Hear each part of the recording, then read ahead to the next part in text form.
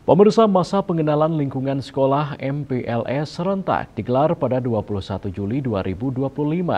Sejumlah sekolah swasta banjir siswa baru bahkan hingga menolak. Meningkatnya pendaftaran siswa baru ini diprediksikan karena perubahan pola pikir masyarakat yang tidak lagi menomor satukan sekolah negeri, namun lebih memilih sekolah yang berkualitas.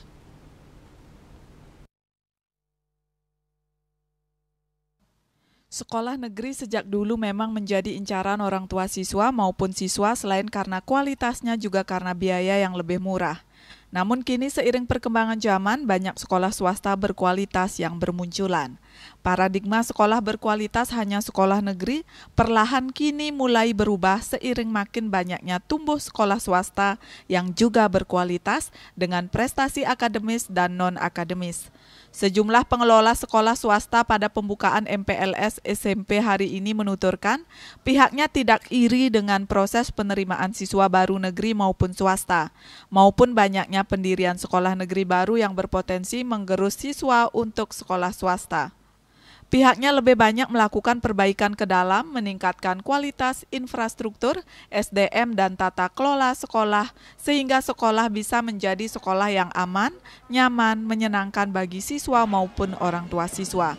Kenyamanan inilah yang banyak dicari oleh orang tua siswa dan menjadikan sekolah swasta bisa setara dengan sekolah negeri. Di era digital ini, sekolah swasta wajib terus berinovasi dan kreatif dalam mengelola sekolahnya agar memiliki daya saing di tengah sengitnya persaingan dengan sekolah negeri. Bagaimana budaya cadang uang ini bisa kita hapus ke depan? Karena apa? Dulu kalau dia tidak dapat negeri, baru dia datang. Sekarang terbalik, kita dicari dulu. Ya, dia tidak berpikir negeri. Maka per Juni sebelum pendaftaran negeri kita sudah tutup astungkara apa yang menjadi keinginan masyarakat atau keinginan daripada yayasan ke depan yang mendekati.